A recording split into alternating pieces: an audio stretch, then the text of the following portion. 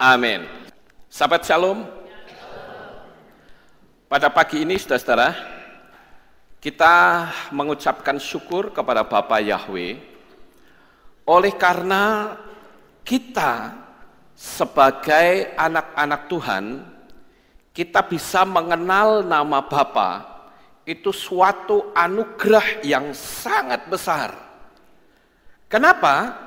Karena kalau kita melihat orang Yahudi yang justru sudah percaya, bahkan terang-terangan Tuhannya itu bernama Yahweh, tetapi malah mengganti. Dan itu ada spirit yang menyelubungi mata mereka. Nah, kita beriman kepada Tuhannya orang Israel, tetapi kita bukan meniru orang Israel yang salah. Saya akan bacakan satu ayat di dalam kitab 2 Korintus pasal 3 ayat 15 sampai ayat 17. Beginilah bunyinya.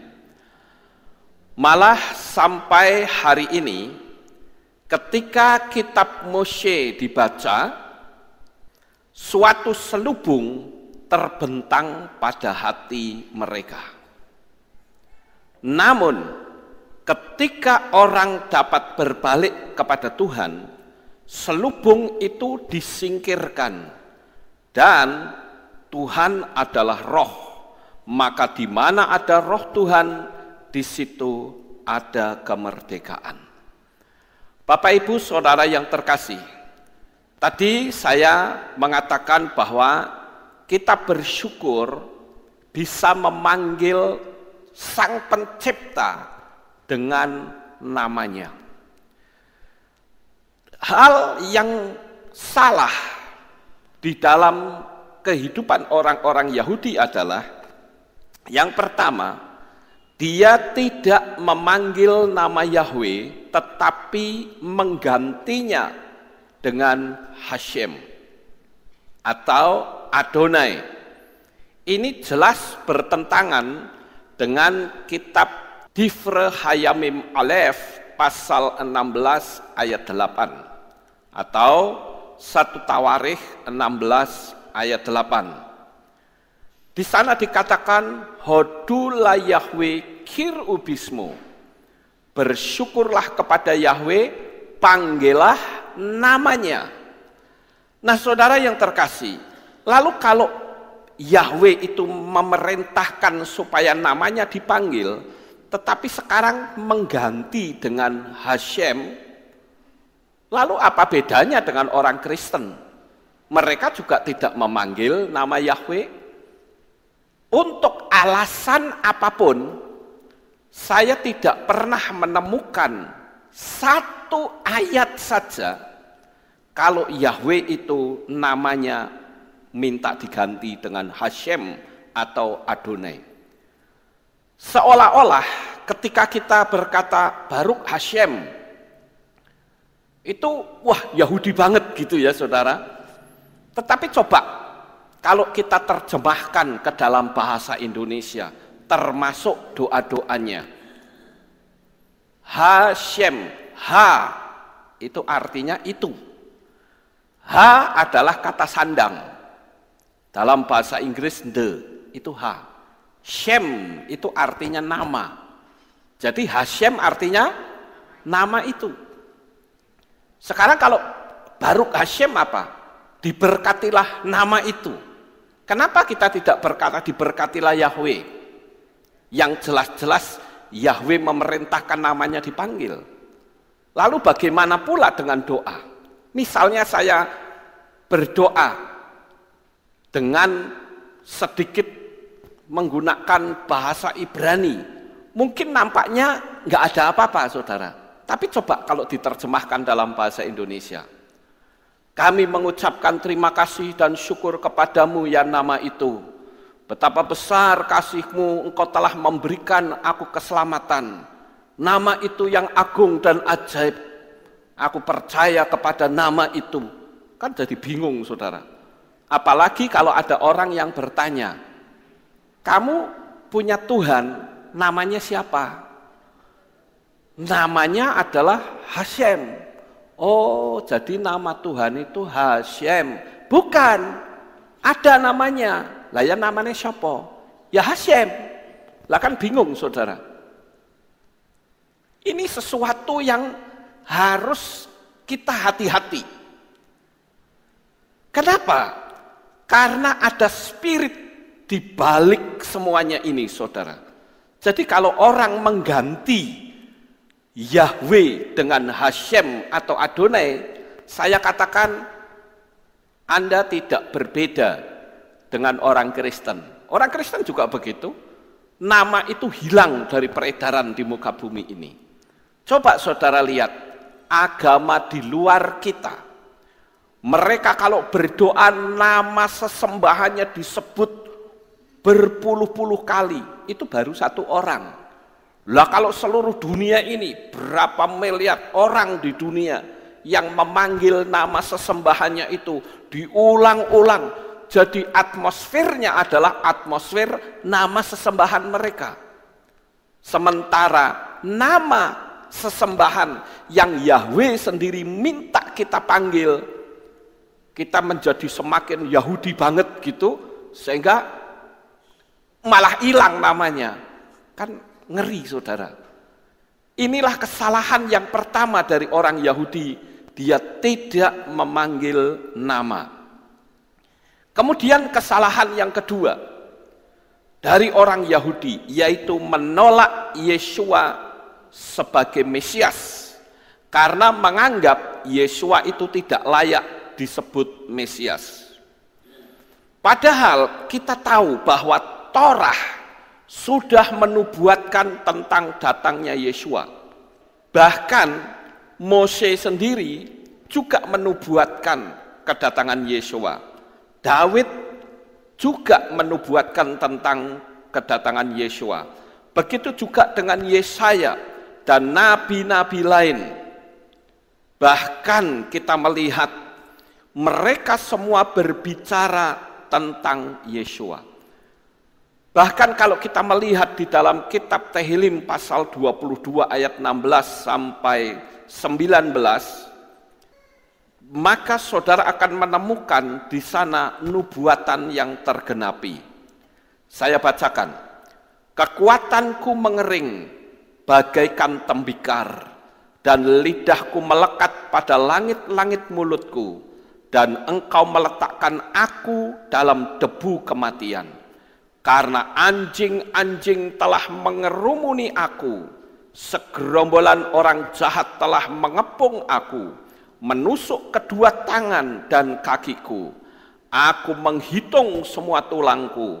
Mereka memandang, mereka menatap aku, mereka membagi-bagi jubahku di antara mereka dan membuang undi untuk pakaianku.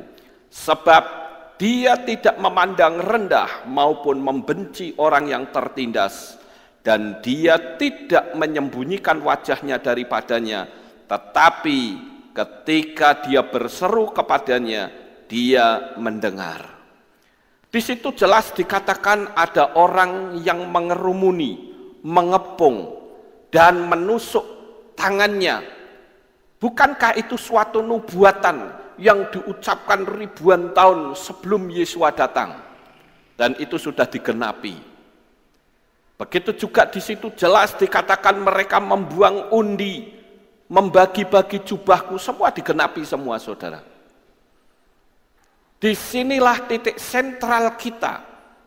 Setelah kita mengenal nama Yahweh, kita mengenal Sang Juru Selamat, yaitu Yesua HaMasyiah, di mana Yahweh sendiri yang turun ke dalam dunia ini dalam wujud manusia, sehingga hubungan antara manusia dengan Bapa Yahweh itu tersambung kembali. Kita harus hati-hati saudara, karena jelas setan tidak menghendaki nama Yahweh itu menjadi tenar. Kita bisa memanggil nama Yahweh, setan gak suka, sehingga mengganti dengan yang saya sebut dengan replacement theology atau teologia pengganti. Jadi kalau nama Yahweh tidak disebut lagi, kemudian nama Yeshua juga ditolak. Ini kan spirit yang mengerikan, saudara.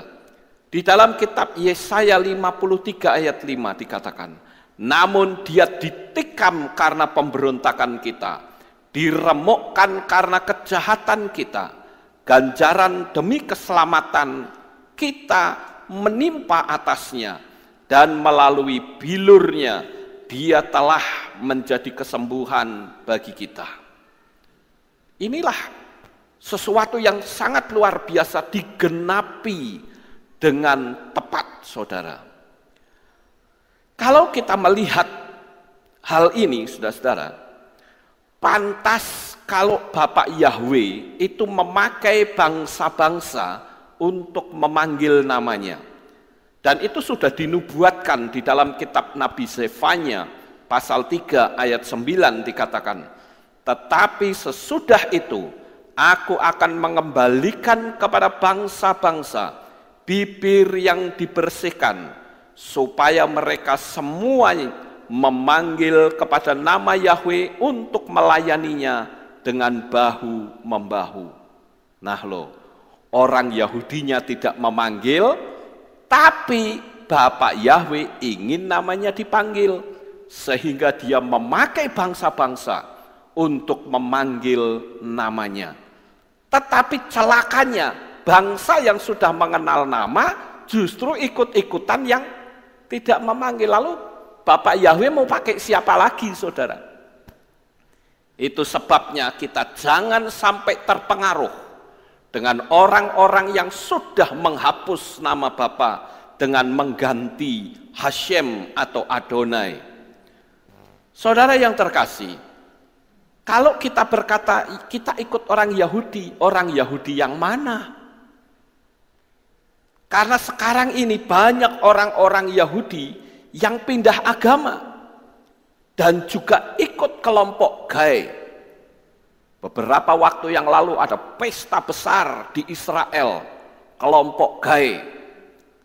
Dan itu kebanyakan juga orang-orang Israel. Jadi jangan berkajang kepada orang Yahudi, tetapi kita harus berkajang kepada kitab sucinya, saudara. Ingat, yang menyalibkan Yeshua itu adalah orang Yahudi. Nah, ini kesalahan yang kedua. Sekarang kesalahan yang ketiga, orang Yahudi itu merasa paling hebat sebagai bangsa unggulan, padahal Yeshua sudah menyamakan kita dengan orang Yahudi.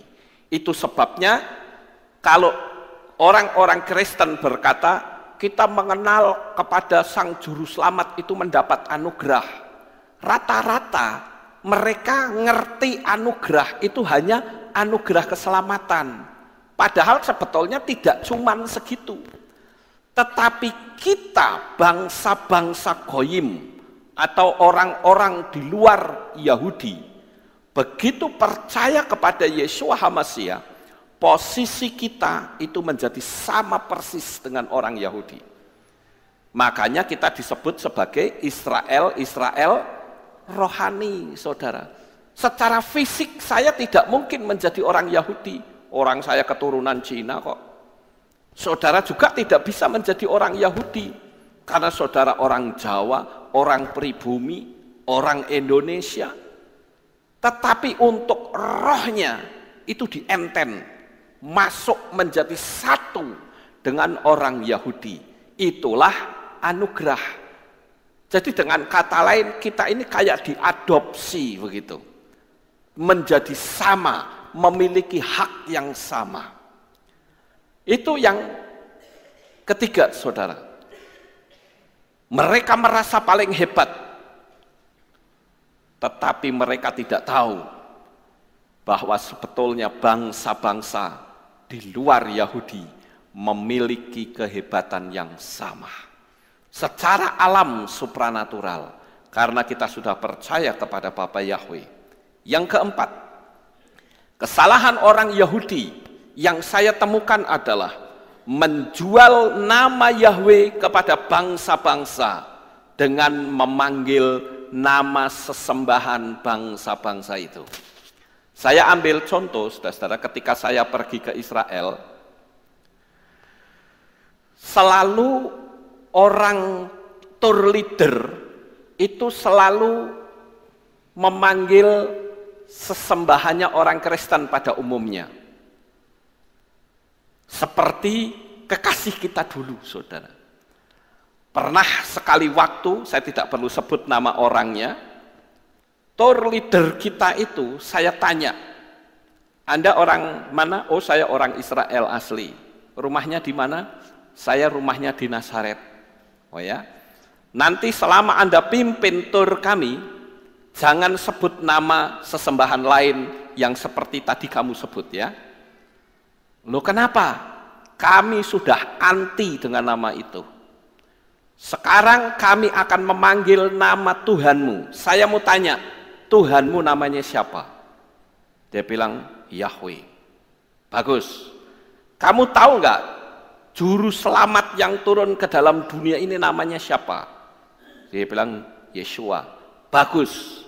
Sekarang saya minta tolong sama kamu. Mau nggak kalau kamu ngomong bahwa Tuhanku itu namanya Yahweh dan mereka turun ke dunia ini dalam wujud manusia, Yeshua HaMashiach. Mau nggak kalau kamu tak shoot, kamu ngomong seperti itu? Biar nanti saya sebarluaskan di YouTube sehingga orang-orang tahu ini loh, orang Israel asli, orang Nazaret mengakui bahwa Tuhannya itu bernama Yahweh dan dia turun ke dunia ini dalam wujud manusia, yaitu Yeshua HaMashiach. Oke, siap? Dia bilang, no, jangan. Loh, kenapa kok jangan? Waduh, nanti kalau saya ditayangkan di YouTube, saya tidak laku. Oh ya sudah, saya maklum kalau seperti itu, saudara. Itu sudah bicara masalah materi. Nah ini saya menyebutnya kesalahan orang Yahudi yang seharusnya dia justru kedatangan bangsa-bangsa, perkenalkan ini loh Tuhan yang aku sembah ini, ojo diganti-ganti. Tapi kok malah orang Yahudinya menjual demi supaya pariwisatanya itu rame. Ini kan celaka, saudara. Nah itulah yang saya katakan bahwa kita sebagai anak-anak Tuhan kita perlu bersyukur karena Bapa Yahweh memberitahukan dengan tepat dan kita sampai detik ini terus memanggil nama Bapa. Yang kelima, orang Yahudi itu tidak memberitakan kebenaran. Seharusnya dia bangga. Contoh saya ambil, orang Yahudi kalau saudara pergi ke Israel banyak yang menjual kepa, menjual talit. Tujuannya apa? Supaya bangsa-bangsa membeli dan memakainya. Ya toh, kalau mereka tidak jual mana saya bisa pakai talit sama kepa. Tapi karena mereka jual, kita beli, kita pakai. Tapi coba, karena mereka tidak memperkenalkan namanya, maka banyak orang tur-tur yang dari Indonesia mengatakan, enggak tuh, orang Yahudi juga memanggilnya sama kok sama kita. Malah diteguhkan, tuh kan orang Yahudi saja tidak memanggil. Kan mengerikan sekali, saudara. Padahal ini jelas-jelas perintah. Ya. Kemudian yang keenam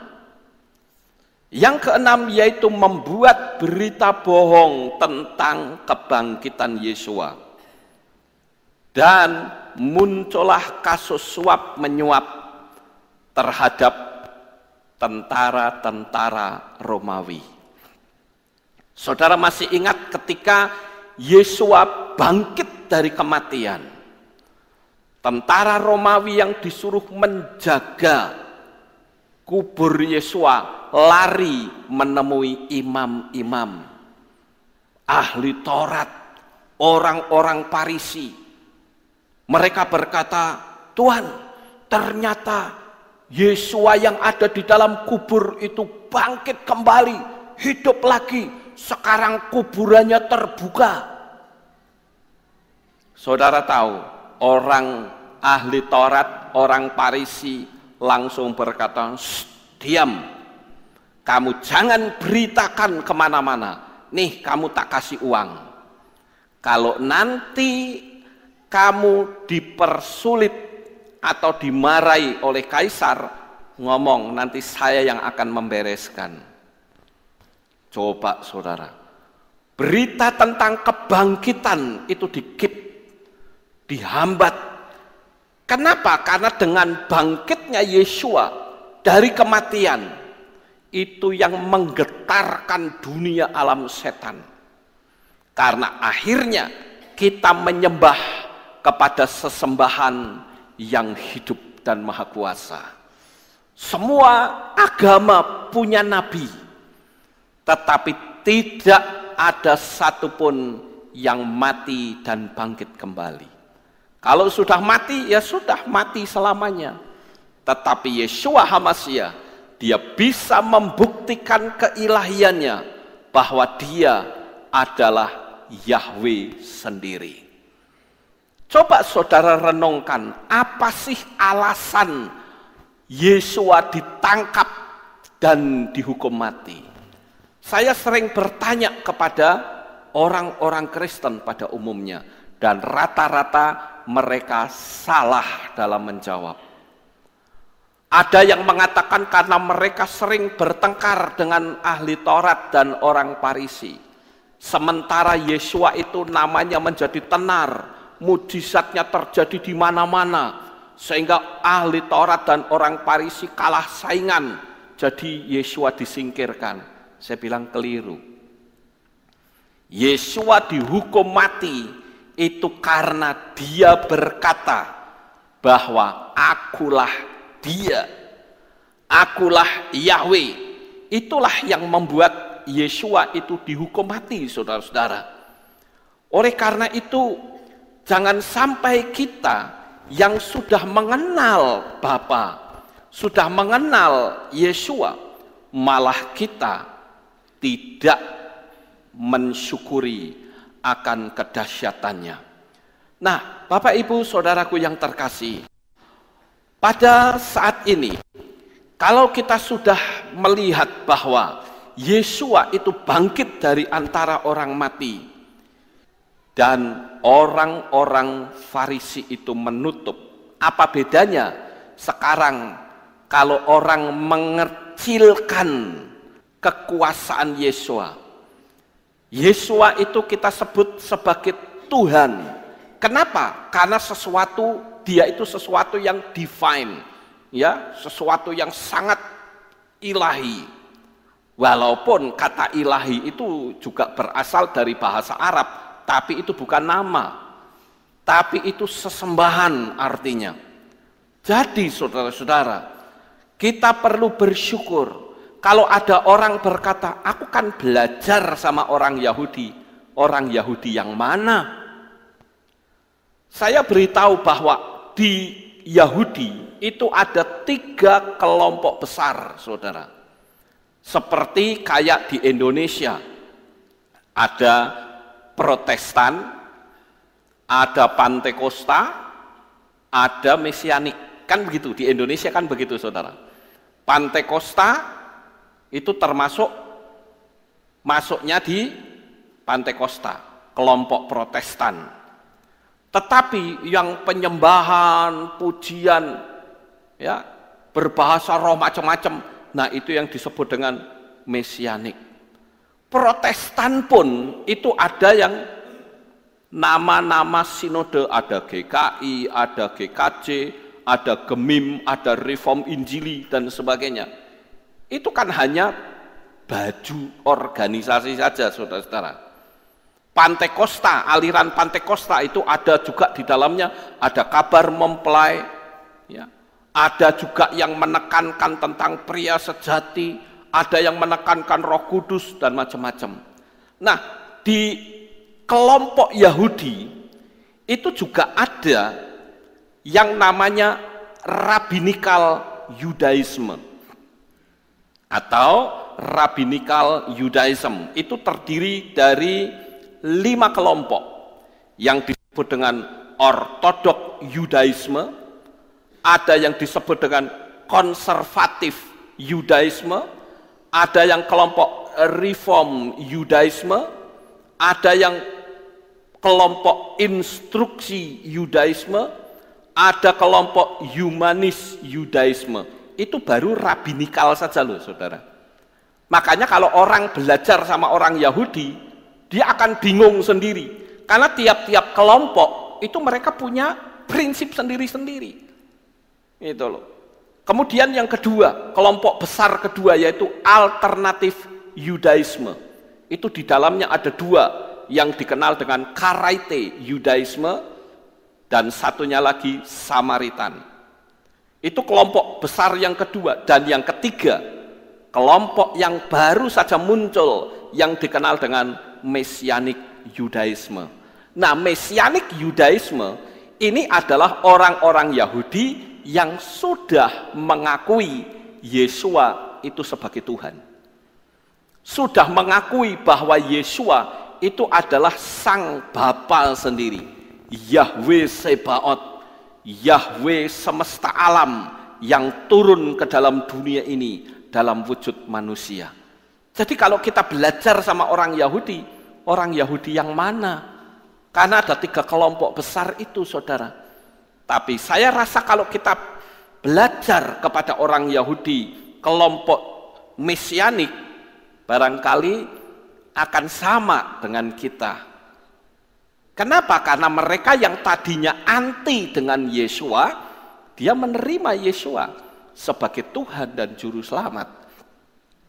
Cuman memang ada yang masih terbawa hidup lama, yaitu memanggilnya dengan Hashem atau Adonai. Tapi lama-kelamaan saya sering melihat kelompok Mesianik itu sudah ada yang terang-terangan memanggil Yahweh, saudara. Nah, di sini kita melihat bahwa kalau kita menolak Yesua, seperti di dalam kitab 1 Yohanan 2 ayat 22 sampai 23 dikatakan, siapakah pendusta itu jika bukan dia yang menyangkal Yesua itu bukan Mesias. Inilah anti Mesias yang menyangkal Bapa maupun Putra. Jadi sekali lagi kita perlu mensyukuri bahwa sampai hari ini kita masih tetap mengikuti apa yang kitab suci tulis, bukan seperti apa yang orang Yahudi lakukan, tetapi tidak tertulis di dalam kitab suci. Amin. Sukses besar untuk saudara. Bapak Yahweh memberkati. Kita tunduk kepala dan kita akan berdoa.